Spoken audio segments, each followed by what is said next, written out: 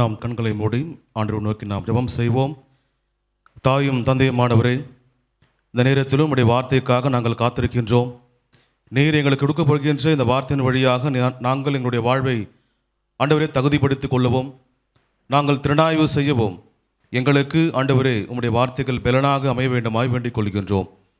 ஆண்டவரே, இந்த நேரத்திலும் கூட இந்த உபவாச குழுவிலே இங்கே நேரடியாக அமர்ந்து கொண்டிருக்கின்ற இறை மக்களோடும், தொலைக்காட்சி வழியாக பார்த்து கொண்டிருக்கின்ற இறை மக்களோடும் உம்முடைய வார்த்தைகள் ஆண்டவரே செயல்பட வேண்டுமாயும் கிரியை செய்ய வேண்டுமாய் வேண்டிக் கொள்கின்றோம். நீர் பேசும் நாங்கள் கேட்கின்றோம். கிறிஸ்து வழியாக வேண்டுகிறோம் ஒரு இறைந்த ஆண்டவரே, ஆமேன். கிறிஸ்துவுக்குள் அன்பார்ந்த இறை மக்களே, இந்த நேரத்திலும் இந்த உபவாச கூடுகையிலே நேரடியாக அமர்ந்திருந்து இந்த கூடுகையினுடைய இறை செய்தியை கேட்டுக்கொண்டிருக்கின்ற உங்களுக்கும், தொலைக்காட்சியின் வழியாக பார்த்து கொண்டிருக்கின்ற இறை மக்கள் யாவருக்கும் தந்தை மகன் தூயாவின் திருப்பெயரால் நல்வாழ்த்துக்களை நான் தெரிவித்துக் கொள்கின்றேன். சிறப்பாக இந்த நாளிலும் கூட உங்களோடு இந்த கூடுகையிலே கலந்து கொண்டு ஆண்டவருடைய வார்த்தையை பகிர்ந்து கொள்ளும்படியாக அடியேனுக்கு அளிக்கப்பட்டுள்ள இந்த வாய்ப்பிற்கு நான் கடவுளுக்கு நன்றி செலுத்துகின்றேன். என்னை அன்புடன் அழைத்த கிரேஸ் டிவி நிறுவனத்தினுடைய நிறுவனர் திருமதி சந்திரமோகன் ஐயா அவர்களுக்கு எனது நன்றிகளையும் வாழ்த்துக்கள் நான் தெரிவித்துக் கொள்கின்றேன். அன்புக்குரியவர்களே, இந்த நேரத்திலும் கூட இறை செய்தி என்கின்ற ஆழமான கடவுளுடைய வார்த்தைக்குள்ளாக நாம் கடந்து வந்திருக்கின்றோம். தியானமாக நாம் இந்த பகுதியை பார்க்க வேண்டும். அருளுரை அல்ல, தியானமாக நாம் இந்த பகுதியை நாம் பார்க்க வேண்டும். ஏனென்றால் இந்த கூடுகை என்பது கடவுளோடு ஒன்றிணைந்த செயல்பாட்டை விளக்குகின்ற ஒரு கூடுகை. தியானமாக கடவுளுடைய வார்த்தைகளை கேட்கின்ற பொழுது அவர் நம்மோடு கிரியை செய்து அவர் செயல்படுவார். நீதிமொழிகள் புத்தகம் 16ஆம் அதிகாரம் 3வது வசனத்தை யாராவது ஒருவர் படிக்கும்படி கேட்டுக்கொள்கின்றேன். நீதிமொழிகள் 16:3. உன் செய்கைகளை கர்த்தருக்கு ஒப்புவி, அப்பொழுது உன் யோசனைகள் உறுதிப்படும். உங்களுடைய செயல்களை கடவுளிடத்தில் ஒப்பு கொடுங்கள். Surrender yourself with God only. ஆண்டவரிடத்தில் முழுமையாக நம்முடைய அனைத்து செயல்களையும் ஒப்படைக்க வேண்டும். அப்படி இல்லை என்றால் நம்முடைய வாழ்வு என்பது கடவுளுடைய பார்வைக்கு எவ்விதமாக சிதறி போகிறது என்பதை நம்முடைய வாழ்வே நமக்கு அது ஒரு சாட்சியாக நிற்கும். ஆண்டவர் இவ்வுலகத்தில் வாழுகின்ற பொழுது இவருடைய முறைமையின்படி எனது ஆவியை உம்முடைய கரங்களில் நான் ஒப்படைக்கின்றேன். அப்படி என்றால் இந்த உலகத்தில் கடவுளுடைய அதிகாரம் பெற்ற நம்முடைய வாழ்வு, அவர் கொடுத்த இறை சுவாசம், இவைகளை கடவுளிடத்தில் நாம் ஒப்பு கொடுப்பது என்பது அது இந்த உலகத்தினுடைய நீதியாகும். அதை யாராலும் மாற்ற முடியாது. அவர் கொடுத்த இந்த உயிர் மூச்சு காற்று வாழ்வை நாம் ஒப்படைக்கின்ற பொழுது, நாம் இந்த உலகத்தில் வாழ்கின்ற பொழுது நம்முடைய செயல்களை கண்டிப்பாக யாரிடத்தில் ஒப்படைக்கணுங்க? கடவுளிடத்தில் மட்டும்தான் நாம் ஒப்படைக்க வேண்டும். அதற்கு மாறாக அதற்கு நாம் மாற்று வழிகளை யோசிக்கின்ற பொழுதுதான் மனிதனுடைய வாழ்வு ஒவ்வொரு நாளும் கேள்விக்குறியாக மாறிவிடுகிறது. கடவுள் நம்முடைய வாழ்க்கைக்கு வெற்றிகளை கொடுப்பார் என்கிற நாம் விசுவாசத்தோடு நாம் காத்து கொண்டிருக்கின்ற பொழுது எந்த அளவுக்கு அந்த வெற்றிகள் நம்முடைய செயல்களில் இருக்கிறது என்பதை நாம் கவனமாக இருக்க வேண்டும். நாம் வேறு ஒருவருக்கு கமிட்மெண்ட் கொடுத்து விட்டு கடவுளிடத்தில் நாம் வெற்றி எதிர்பார்த்தால் அது நடக்காது. ஸோ ஃபுல்லி கமிட்டிங் பீப்புள்ஸ், கடவுளுடைய இறை மக்கள் கண்டிப்பாக கடவுளிடத்தில் தங்களுடைய முழு வாழ்வையும் ஒப்படைக்க வேண்டும். முழு வாழ்வையும் ஒப்படைக்க வேண்டும் என்றால் அதற்கு ஏற்படுகின்ற சவால்கள் இந்த உலகத்தில் அநேகம். ஏதோ ஒரு எளிமையான விஷயம் கிடையாது.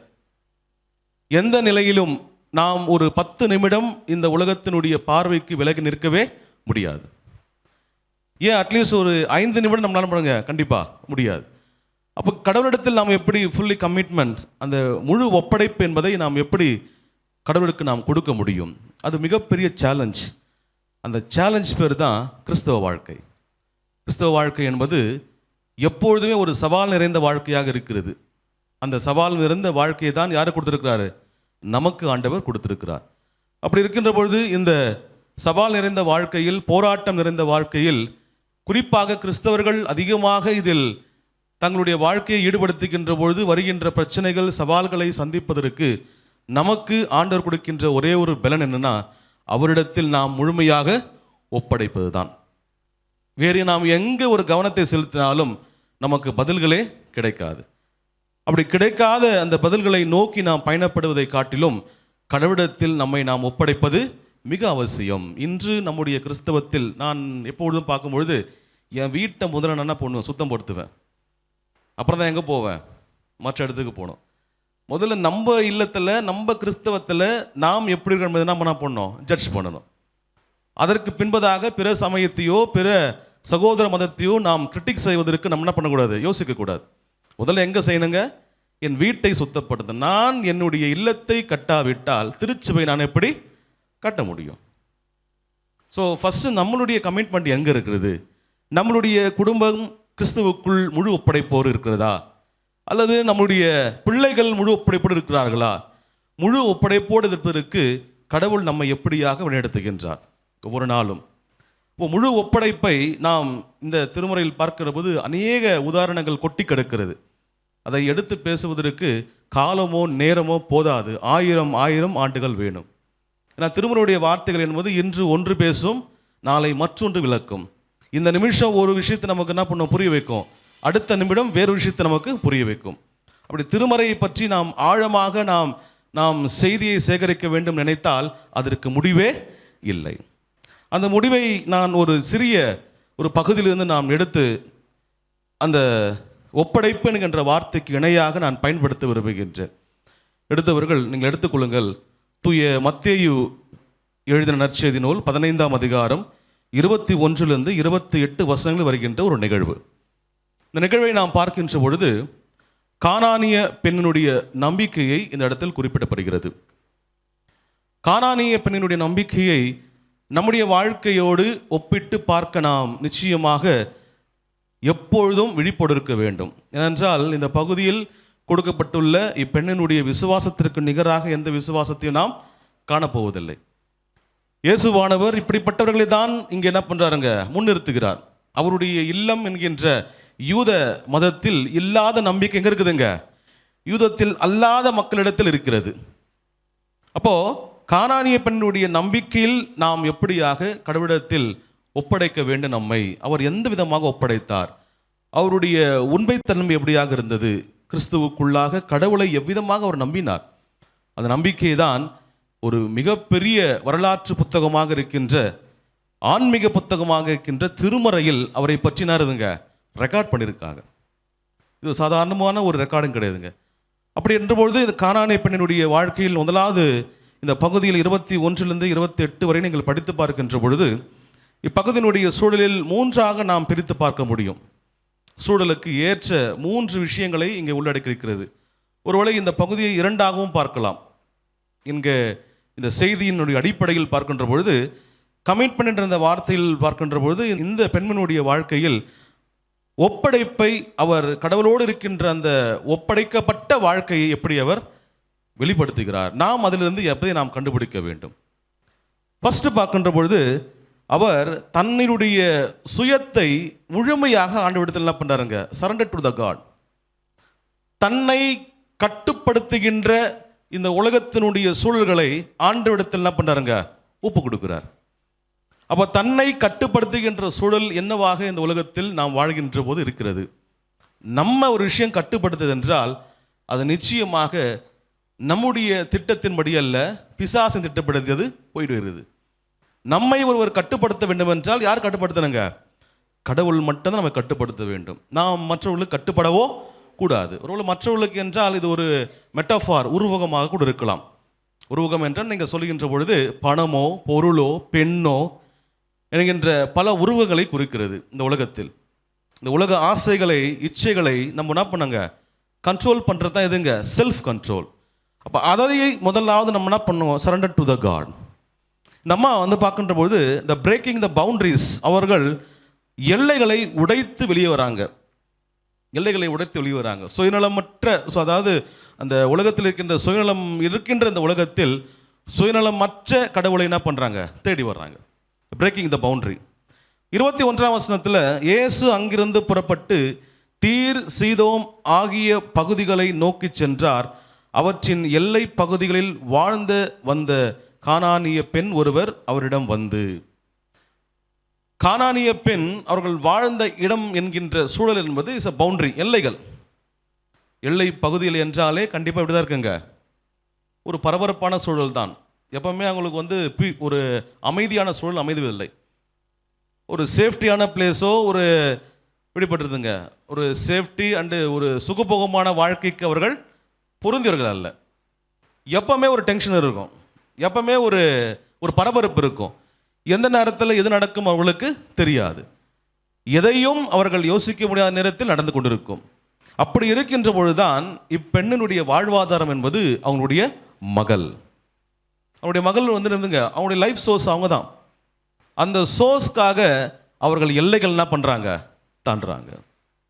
அப்போ அந்த லைஃப் சோர்ஸ் இவருடைய வாழ்க்கையில் கடவுள் கொடுக்கிற பொழுது இப்பெண் அவளுடைய மகளுடைய வியாதிக்காக, குறிப்பாக என்னுடைய மகள் பேய் பிடித்து என்ன பண்ணுறாங்க, மிகவும் கஷ்டப்படுறாங்க. அவர்கள் வியாதியால் மிகவும் வேதனைப்படுறாங்க. நான் என்னுடைய மகளுடைய வேதனையை பார்க்க என்னால் முடியவில்லை. அப்படி முடியாதிருக்கின்ற நேரத்தில் தான் இவர்கள்லாம் பண்ணுறாங்க, எல்லைகளையே தாண்டுகிறார்கள். அப்போ எல்லையை தாண்டுகின்ற இந்த பிரேக்கிங் த பவுண்டரிஸ் வருகின்ற பொழுது கடவுளிடத்தில் ஒப்படைக்க வேண்டும் என்கின்ற உறுதி இருந்தால்தான் எல்லைகளை நாம் தாண்ட முடியும். இல்லைன்னா முடியாது. கண்டிப்பாக எதையாவது நம்ம என்ன பண்ணோம், உலகத்தில் நம்ம இழந்தே ஆக வேண்டும். கடவுளிடத்தில் நாம் நம்முடைய வாழ்க்கையை ஒப்படைக்க வேண்டும் என்றால் உலகத்தினுடைய இச்சைகளுக்கு, உலகத்தினுடைய ஆசைகளை நாம் எழுதுதான் ஆக வேண்டும். அதுக்காகத்தான் இந்த உபவாச கூடுகை.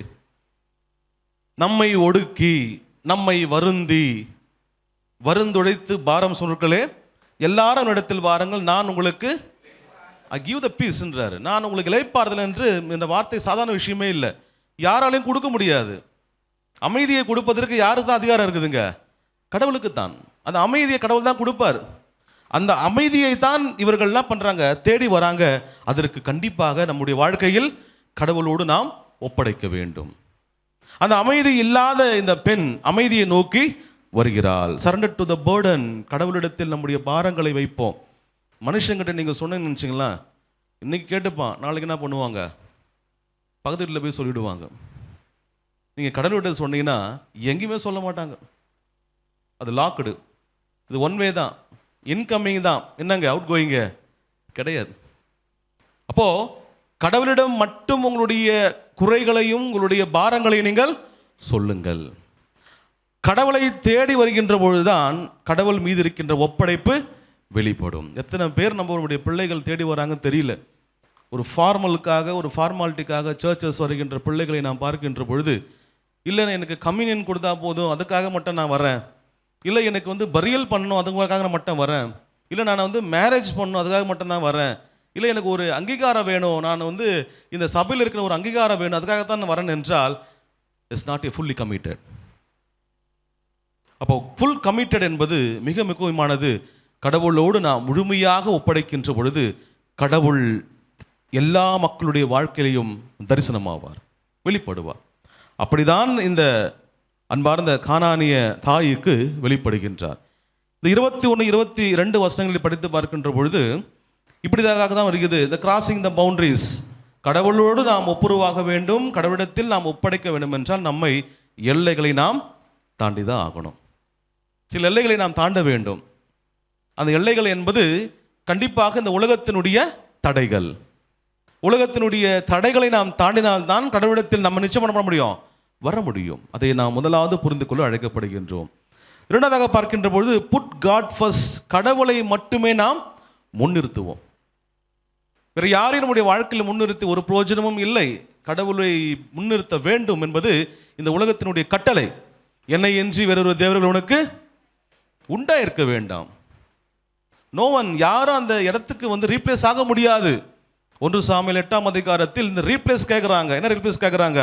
எங்களுக்கு ஒரு ஹியூமன் காட் வேணும், எங்களுக்கு ஒரு ஹியூமன் கிங் வேணும். அப்போ டிவைன் காட் என்ன ஆச்சுங்க, டிவைன் கிங் என்னாச்சு? எங்களுக்கான ஒரு அரசர் வேண்டும் என்று கேட்கின்ற பொழுதுதான் அங்கே என்ன ஆகுதுங்க, கடவுளை முன்னிறுத்துவதற்கு பதிலாக மனிதர்களை முன்னிறுத்திருக்கின்ற சூழல். எப்பொழுது மனிதனுடைய வாக்குக்கு இங்கே மனிதன் மற்றொரு மனித குலம் அடிபடுகிறதோ அப்பொழுதே என்ன ஆச்சுங்க, கடவுளுடைய வார்த்தை பின்னோக்கி சென்றது. எப்பொழுது கடவுளுடைய வாக்கை பின்னோக்கி சென்றதோ அப்பவே இஸ்ரவேல் மக்கள் விழ ஆரம்பித்தார்கள். ஃபால், அவர்கள் சரிய ஆரம்பிக்கிறார்கள். அந்த சரிவை தான் சரி கட்டுவதற்காக இயேசுவானவர் உலகத்தில் மானிட மகனாக வந்தார். அப்போ புட் காட் ஃபர்ஸ்ட் என்ற பொழுது 23ஆம் வசனத்தில் நாம் படித்து பார்க்கின்ற பொழுது மத்தேயு 15:23, ஆனால் இயேசு அவரிடம் ஒரு வார்த்தை கூட மறுமொழியாக சொல்லவில்லை. சீடர்கள் அவரை அணுகி, தமக்கு பின்னால் கத்திக்கொண்டு வருகிறாரே, இவரை அனுப்பிவிடும் என வேண்டினர். ஆண்டவர் இவ்விடத்தில் எந்த ஒரு பதிலுரையும் கொடுக்காம போறார் முன்னாடி. So what is the disciple response? சீடர்களுடைய மறுமொழி என்ன? ஒருவர் ஆண்டவரிடத்தில் ஒப்படைப்போடு வருகின்ற பொழுது இந்த உலகம், இந்த சமூகம், இந்த திருச்சபை என்பது எந்த ஒரு முன்னுரிமையை கொடுக்கிறது? What is the response? இங்கே சீடர்கள் அவரிடத்தில் அந்த தாயாரை இயேசுவானவரிடம் அணுகக்கூடாதபடி செய்கின்ற அந்த ஒரு தடை என்பது இந்த உலகத்தில் காணப்படுகின்ற மாம்ச ரீதியான தடைகள் வேறு, ஆவி ரீதியான தடைகள் வேறு. இவ்விடத்துல ஆவி ரீதியான தடைகளை கூட என்ன பண்றாங்க? பிரேக் பண்ணி வருவதற்கு இந்த உலகம் இன்று செய்து கொண்டிருக்கு. That means the AI, artificial intelligence. அப்போ இந்த கடவுளுக்கு நிகராக பார்க்கின்ற அந்த பார்வை யாரை நம்ம ஃபர்ஸ்ட் என்ன பண்ண முதல்ல வைக்கணும்? இந்த உலகத்தில் கடவுளை முன்னிருப்பது என்பது இடத்துல யார் இங்கே மறுமொழி சொல்லியிருக்கணும்? இயேசுவானவர் இங்கே மறுமொழி கூறியிருக்க வேண்டும். ஆனால் யார் கூறுறாங்க? இங்கே சீடர்கள் கூறுறாங்க. அப்போ சீடர்கள் கூடுகின்ற பொழுது இயேசுவானவருடைய மறுமொழிக்காக இங்கே காத்திருப்பு நடக்கிறது. அந்த மறுமொழிக்காக நாம் காத்திருக்கின்ற அந்த வேளையில் தான் நம்முடைய ஒப்படைப்பு, testing the faith. Testing the faith ரெஸ்பான்ஸுக்காக நம்ம காத்து கொண்டிருக்கின்ற பொழுது இடையில யாரும் என்ன பண்ணக்கூடாது? உள்ள நம்முடைய ஃபெய்த்தை கெடுத்துடக்கூடாது. அப்போ இந்த இடத்துல உள்ள வருகின்ற பொழுது, சீடர்கள் உள்ள வருகின்ற பொழுது, அவர்களை தடுக்கின்ற பொழுது என்ன சொல்றாங்க? அந்த அம்மா கத்தின்னு வராங்க. கூப்பிட்டு வரணும் கூப்பிடல, இல்லை உங்களுக்கு கூப்பிடுறாங்க கூப்பிடல, கெஞ்சனாங்க கூப்பிடல. எப்படி வராங்களாம்? திருமுறையில் போட்டிருக்கு, என்ன போட்டிருக்குங்க? கத்தி கொண்டு வரார்கள், புதிய மொழிபெயர்ப்பில். அந்த அம்மா கத்திட்டு வராங்க. அப்போ கத்தி கொண்டு வராங்கன்னா அவங்களுக்கு யார்? அவங்க ஷீ இஸ் நாட் இம்பார்ட்டன்ட். அவர்கள் உங்களுக்கு முக்கியத்துவம் அல்ல, தேவையற்றவர்கள். தேவையற்றவர்கள் கத்தி கொண்டு வருவதை பற்றி கவலையே இல்லை. அப்போ இயேசுவானுடைய இந்த மறுமொழி என்பது இங்கே எல்லாருடைய பக்தியையும் அங்கே சோதித்து பார்ப்பது ஆகும். இவங்க பக்தி என்னவா இருக்குது, இவங்க பக்தி என்னவா இருக்குது, தடுக்கிறவருடைய பக்தி என்னவாக இருக்குது, என்னை காண விரும்புகின்றவருடைய பக்தி என்னவாக இருக்கிறது. அப்போ ஒப்படைப்பு என்ற வார்த்தை என்பது எல்லா விதத்திலும் தடை வரும், எல்லா விதத்திலும் தடை வரும். இயேசுவானவர்கள் கூட இருக்குன்னா பண்ணுவோம், கண்டிப்பா தடை வரும். ஏதோ ஒளியிலேருந்து கிடையாதுங்க. இயேசுவானவர் உடனே என்ன பண்றாங்க? இங்க தடை வருது. இந்த இடத்துல பரிசேயரும் சதுசேயரும் தடை பண்ணல. யார் தடை பண்றாங்க? யார் தடை பண்றாங்க? கூட இருக்கிற சீடர்கள் என்ன பண்றாங்க? தடை பண்றாங்க. ஏதோ வெளியிலேருந்து வரல, மூன்றாவது மனிதன் வரல, இங்க தடை பண்றாங்க. ஆனால் இயேசுவானவருடைய பணி என்னங்க? பிணியாளிகளை சுகமாக்கவும், நோயுற்றவர்களுக்கு அங்கே கட்டு போடுவோம், இருதயம் நொறுங்குன்றவர்களை ஆறுதல் பட்டுவோம். அந்த பணிக்காகத்தான் இங்கே முன்னாடி அங்கே போயிட்டு இருக்கிறத கண்டு இயேசுவானவரை அங்கே புகழ்ச்சிக்காக அல்ல. இயேசுவானவர் அங்கே முன்னேறாருன்னா பின்னாடி கத்திக்கொண்டே ராஜா வாழ்க என்று சொல்வதற்காக அல்ல. இயேசுவானவருடைய பணியை செய்வதற்காக நாம் இந்த இடத்தில் எப்பொழுதும் மக்கள் அங்கே வருகின்ற பொழுது இயேசுவானவருடைய பணியை செய்வதற்கு தடையாக இருக்கிற அனைத்து தடைகளும் உடைக்கப்பட வேண்டும். இப்படி உடைக்கப்படுகின்ற அந்த சூழல் தான் கத்திக்கொண்டே பின்னாடி வராங்க. அவர்களை கத்த வேணான்னு சொல்லுகின்ற பொழுது இயேசுவானவர் இன்னொரு ஒரு டெஸ்ட்டை உள்ள வைக்கிறார். எது ஃபர்ஸ்ட் இருக்குதுன்னு சொல்லிட்டு இந்த அம்மா வாழ்க்கையில். அப்போ எது முன்பதாக இருக்கிறது? அந்த முன்பதாகத்தான் 24ஆம் வசனத்தில் அவரோ மறுமொழியாக, இஸ்ரவேல் குலத்தாருக்கு காணாமற் போன ஆடுகளாய் இருப்போரிடமே நான் அனுப்பப்பட்டேன். இங்கு யாருக்காக அனுப்பப்பட்டேன் என்கின்ற அந்த வார்த்தை என்பது மிக முக்கியமானது. கடவுளுக்கு யார் ஃபர்ஸ்ட்? கடவுளுக்கு யார் ஃபர்ஸ்ட்? இஸ்ரவேல் மக்களா, கானானிய பெண்ணா? கானானிய பெண். கானானிய பெண். அதனால தான் உங்க ஐயா கிட்ட சொன்னேன், ஐயா நான் கொஞ்சம் ரேடிக்கலாக பேசுவேன், ஏற்றுப்பாங்களான்னு கேட்டேன். கானானிய பெண், இஸ்ரவேல் மக்கள் அல்ல. இஸ்ரவேல் மக்களா, கானானிய பெண்ணானா இங்க யாருங்க? எங்கெங்கெல்லாம் ஒடுக்கல் நடக்கிறதோ அங்கெல்லாம் யார் பக்கம் நிற்பார்? கடவுள். ஒடுக்கப்பட்டவர்கள் மீது நிற்பார். ஸோ யார் ஃபர்ஸ்ட்னா இவங்க தான் ஃபர்ஸ்ட். இந்த முதல் தர மக்களை தான் ஆண்டவர் என்ன பண்றாருங்க, யாரை ஆண்டவர் முதல் தர மக்களாக தேடுகிறார் என்றால், கானானிய பெண்ணா இஸ்ரவேல் மக்களா யாருங்க, கானானிய பெண்ணு தான். அதான் சொல்றாரு, நோய் அற்றவர்களுக்காக நான் வரல, யாருக்கு வந்துக்கிறேன், நோய் உள்ளவர்களுக்காக நான் வந்திருக்கிறேன். அப்போ நோய் உள்ளவர்களுக்காக வருகிறேன் என்றால், இந்த அம்மாவுக்கு நோய், என்ன நோய், என் மகள் சுகம் பெற வேண்டும். அதற்காக அவங்க என்ன பண்றாங்க, எல்லாத்தையும் தாண்டி வராங்க, எல்லாத்தையும் தாண்டி வராங்க. அவங்களுடைய மகளுக்காக எல்லாத்தையும் தாண்டி வராங்க. கடவுளை மட்டும் என்ன பண்றாங்க, நம்பி வராங்க. ஏதோ நீங்க நம்ம இயேசுவானவரை அந்த காலகட்டத்தில் பார்க்கின்ற பொழுது, இந்த மாஸ் கேதரிங், இயேசுவானவருடைய காலகட்டத்தில் வாழ்கின்ற மக்கள் அந்த நேரத்தில் இயேசுவானவரிடத்தில் வருகிறார் என்றால் திரளான மக்கள் கூடினார்கள். இது ஒரு சிறு கூட்டம்லாம் கிடையாதுங்க, திரளான மக்கள். திரளான மக்கள் கூடுகின்ற இடத்தில் பார்க்கின்ற பொழுது இயேசுவானவரை பார்ப்பதே அரியுது, பேசுவதும் அரியுது, அவரிடத்தில் நெருங்கி போவதும் அரியுது. ஆனால் என் ஆடையின் ஓரத்தை தொட்டது யார்? யவீர் வந்து பேசிடுவார் நேரா. ஏன்னா அவர் யாருங்க, ஜபாலை தலைவன் வந்து பேசுவார். அவர் சர்ச் லீடர் இல்ல, நேரா வந்து பேசிடுவார். அவர் யாரும் தடுக்க முடியாது. பட் இவங்க நெருங்க கூட என்ன பண்ண முடியாது, முடியாது. கிட்ட வரத்தோட அனுமதி கிடையாது, அங்கே தடுத்துருவாங்க. அவ்வளவு கூட்டம் வர, ரஷ் கிரவுடு. ஆனால் அவ்வளவோ கூட்டத்திலும் அவரை தொட்டவர்கள் அநேக பேர் இருப்பாங்க. ஆனா அவருடைய பார்வை எங்க போகுதுங்க, என் ஆடையின் ஓரத்தை தொட்டுதார். நேரம் தொடல, நேரம் வந்து தொடல, எங்க தொடுறாங்க, எங்கேயோ ஒரு ஓரத்தில் தொட்டது யார்? அப்போ அவருடைய சிந்தனை எங்க போகுதுங்க, எங்கே மக்கள் அழுகின்றார்களோ, எங்கே மக்கள் துன்பப்படுகிறார்களோ அங்கேதான் என் பார்வை செல்லுகிறது. உயிர் தெழுந்த பிறகு ஆண்டவர் முதலாவது எங்கே போறார் என்றால், எங்க போறாருங்க, கலிலேயாவுக்கு போறாரு. தேவாலயத்துக்கு போல, எங்க போறாருங்க, கலிலேயாவுக்கு போறாரு.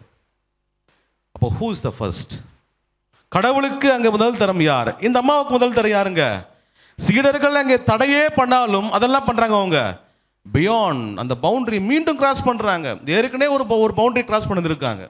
கானானிய பெண் ஏற்கனவே வந்து மிகப்பெரிய ஒரு ஸ்ட்ரகிள் வந்து வெளியே வந்திருக்காங்க. அந்த ஸ்ட்ரகிள் இருந்து பவுண்டரியில இருந்து கிராஸ் பண்ணி வந்தவங்க மீண்டும் ஒரு தடை. என்ன தடைங்க, இயேசுவுடன் இருப்பவரிடத்தில் என்ன பண்ணுதுங்க, தடை, பிரேக். வெளியிலையும் எனக்கு தடை, உள்ளேயும் தடை, சமூகத்திலையும் தடை, எனக்கு திருச்சபையிலும் தடை, வீட்லையும் தடை. Then how to commit my God? நான் கடவுளிடத்தில் நான் எப்படி எனக்கு ஒப்பு கொடுக்க முடியும்? தடைகளை தாண்டி வருகின்ற அந்த அம்மா சொல்றாங்க 29 ஐயா, பிள்ளைகளுக்குரிய உணவை எடுத்து நாய்க்குட்டிகளுக்கு போடுவது முறையல்ல தான். உடனே அந்த பெண்ணு, ஆம் ஐயா, ஆனாலும் உங்கள் உரிமையாளரின் மேசிலிருந்து விழும் சிறு துணுக்குகளை இந்த நாய்க்குட்டிகள் தின்னுமே. எவ்வளோ பெரிய அந்த ஒரு வார்த்தையை இயேசுவானவருடைய வாழ்வில் யார் வழியாக வெளிப்படுதுங்க, இவங்க வழியா. அதனால தான் அந்த வார்த்தை எங்கே வச்சுக்கப்பட்டிருக்குங்க, இவங்க சொன்ன வார்த்தை எங்கே வச்சிருக்காங்க, உடைய மேசின் கீழும் விழும் துணிக்கைகளை பொறுக்கிக் கொள்வதற்கு நான் பாத்திரன் அல்ல. எங்கே வச்சிருக்காங்க, ஹோலி கம்யூனியன் சர்வீஸில் இரக்கத்தின் ஜெபத்தில் வச்சிருக்கிறாங்க. சும்மா ஈஸி, ரொம்ப டேக் த பிளேஸ் இல்லை. அப்போ இந்த எந்த வார்த்தை என்பது மிகப்பெரிய வெயிட் அடைஞ்ச வார்த்தை. ஐயா, நாய்க்குட்டிகளும் உங்களுடைய படைப்பு. இது மனுஷங்க மட்டும் தான், இஸ்ரவேல் மட்டும் உங்க படைப்பு இல்லை. யாரும் படைப்பு, நாங்கள் நாய் தான், நாங்கள் நாய் தான். ஆனால் நாய்க்குட்டிகளும் உங்களுடைய படைப்பு. நீங்க ஒரு பிரெட் ஃபுல்லா சாப்பிடுங்க, அதுல இருந்து கீழே விழுதில்ல. That is the real faith. அதுதான் பவுண்டரியை கிராஸ் பண்ணி கடவுளத்தில் ஒப்படைப்பாக இருக்கணும்னா, அந்த ஒரு நம்பிக்கையை நாம் வைத்திருந்தால் மட்டுமே முழு ஒப்படைப்போடு நாம் இருக்க முடியும். என்னை பலப்படுத்து கிறிஸ்துவினாலே எல்லாவற்றையும் செய்ய எனக்கு பலன் உண்டு. நான் நிற்பதும் நிர்மூலமாக இருப்பதும் உடைய சுத்த கிருபை. The breaking the boundaries. நாம் ஆண்டவரிடத்தில் முழுமையாக ஒப்படைக்க வேண்டும் என்றால் சில தடைகள் நாம் தாண்டி தான் ஆகணும். இந்த உலகத்தினுடைய பாரங்கள் அநேகமாக இருக்கும். விதைப்பவர் ஊமையில் பார்க்கின்ற பொழுது இந்த மூன்றாவது விதையை கொண்டு போய் எங்கே விழுதுங்க? செடிகளினுடைய ஓரங்கள் விழுது. அங்கே வளர முடியாமல் செடிகள்லாம் பண்ணுதுங்க, இந்த செடியை அழுத்திடுது. அப்போ அழுத்துகின்ற பொழுது இந்த உலகத்தினுடைய ஆசைகள், இந்த உலகத்தினுடைய இந்த மோகங்கள் எல்லாம் நம்ம என்ன பண்ணுதுங்க? அடித்து விடுது. இந்த குடும்பத்தினுடைய பாரங்கள் என்ன பண்ணுது? என்ன அடித்து விடுது.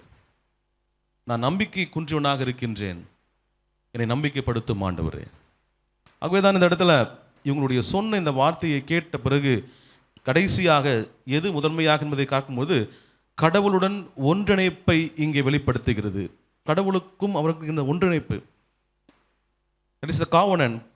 முதல் உடன்படிக்கை நூல் என்றால் பழைய ஏற்பாட்டில் கூறுகின்ற பொழுது காவனன்ட் என்பது மிக முக்கியமான வார்த்தை, உடன்படிக்கை. இந்த உடன்படிக்கை என்பது மிக முக்கியமானது. அங்கே பார்க்கணும், விருத்த சேதனம் வழியாக உடன்படிக்கை செய்யப்பட்டது. புதிய ஏற்பாட்டில் பார்க்கும்போது இயேசுவோட ரத்தத்தின் வழியாக உடன்படிக்கை நாம் செய்யப்பட்டிருக்கிறோம். அந்த உடன்படிக்கையோடு தான் இங்கே பேக்குறாங்க. 28ஆம் வசனத்தில் இயேசுவானவர் மறுவழியாக, அம்மா உமது விசுவாசம் ரொம்ப பெருசு. யாரோட பெருசுமா? இஸ்ரவேலருடைய பெருசு. யாருடைய பெருசு? இஸ்ரவேலருடைய பெருசுமா விசுவாசம். இஸ்ரவேலருடைய விசுவாசம் என்பது எப்படிப்பட்டதாகனா, அந்த எடை போட்டு பார்த்தோன்னா யார் பெருசுங்க? உங்களுக்கு தாம்மா பெருசு. உன் விசுவாசம் பெரியதம்மா. அப்போ இந்த விசுவாசம் பெரியது என்கின்ற அந்த வார்த்தைக்கு நாம் சொந்தமாக வேண்டும் என்றால் நான் என்னை ஆண்டவரிடத்தில் முழுமையாக ஒப்பு கொடுக்க வேண்டும். ஏதோ நம்ம கடமைக்கு இல்லை, கடமை சார்ந்து அல்ல, உண்மையாக ஆண்டவரிடத்தில் நாம் ஒப்பு கொடுக்க வேண்டும். ஒப்படைப்பு என்கின்ற அந்த வார்த்தை இல்லாமல் கிறிஸ்தவம் இல்லை. ஒப்படைப்பு என்கின்ற அந்த வார்த்தைக்கு பின்பதாக கடவுள் நம்முடனே இருக்கிறார், நமக்கு பின்னா இருக்கிறாரு. என் சமூகம், அவருடைய சமூகம் எனக்கு முன்பாக இருக்குது. வலது படமோ இடது படமோ நான் விழாத என்ன பண்ண அவர் தாங்குவார். இப்படி எல்லா நிலையிலும் அவர் இருக்கிறார் என்றால் அதற்கு ஒரே ஒரு எதிர்பார்ப்பு, நாம் அவரிடத்தில் ஒப்படைப்போம். நன்மையானாலும் சரி, வாழ்வானாலும் சரி, எந்த நேரத்திலும் ஆண்டவர் விட்டு விலகாமல் இருப்பதே உண்மையான ஒப்படைப்பு. அவங்க எந்த நேரத்திலும் அவங்க காம்ப்ரமைஸே ஆகலை. அவங்க பவுண்டரி எப்போ அவரை பார்க்க வரணும்னா எல்லைகளை தாண்டதுனா எத்தனை மணிக்கு வந்திருப்பாங்க அவங்க வீட்டில் இருந்து? Just imagine. ஏதோ ஒரு பைபிளை வானத்திலிருந்து குடிச்சுன்னு நினைக்காதீங்க. To the practical. அவங்க காலை எத்தனை மணிக்கு வந்திருப்பாங்க? வெடிகாலமே வந்துட்டு இருப்பாங்க. அங்கிருந்து உள்ள வரத்துக்கு அவங்கள என்ட்ரி பாஸ் நீ எந்த ஊருன்னு கேட்டிருப்பாங்க. நான் எல்லையிலேருந்து வந்திருக்கிறேன், நீ அப்படியே போயிட்டு இருப்பாங்க. நியமம் உள்ளவரன்னு கேட்டிருப்பாங்க. இன்னொரு விஷயம், இயேசுவானவரை பார்ப்பதற்கு தடை வர விதிக்கப்பட்டிருக்கிறது. டைமில் எவ்வளோ தடைகளையே தாண்டி இந்த அம்மா அந்த ஒப்படைப்பு, இவரிடத்தில் சென்றால் என் மகள் சுகம் பெறுவாள், அந்த ஒரு நம்பிக்கையோடு வருகின்ற அந்த தாயாருக்கு மிகப்பெரிய ஒரு சாட்சியின் வார்த்தை யார் வழியாக வருது? அம்மா உன் நம்பிக்கை பெரியது. உன்னை கத்தாத சொன்னாங்க பார்த்தீங்களா சீடர்கள், இஸ்ரவேலர்கள். அவங்க நம்பிக்கை விட உன் நம்பிக்கை பெரியது. அந்த நம்பிக்கையில் நாம் வளருவோம். ஒப்படைப்பு இருந்தால் மட்டுமே நம்பிக்கை உறுதிப்படும். ஒப்படைப்பு இல்லைன்னா எதுங்க நம்பிக்கை? நான் நம்பிக்கையாக இருக்கிறேன், நான் விசுவாசமாக இருக்கிறேன், எந்த அளவுக்கு ஒப்படையாக இருக்கிறேன்? மரணமானாலும் சரி, எதுவாக இருந்தாலும் சரி, கடவுளுடைய நாம் ஒப்படைப்போடு நம்ம இருப்போம். கடவுள் வழிநடத்துவார், பலப்படுத்துவார். தொடர்ந்து நம்முடைய இந்த திருப்பணி வாழ்க்கையில் முழுமையாக ஈடுபடுத்திக் கொள்வோம். கர்த்தர் உங்களையும் குடும்பத்தாரையும் வழிநடத்தி பலப்படுத்தி ஆசீர்வதித்து காப்பாராக. ஆமென். நம்ம யாவரும் கண்களை மூடி ஆண்டவரை நோக்கி நாம் ஜெபம் செய்வோம்.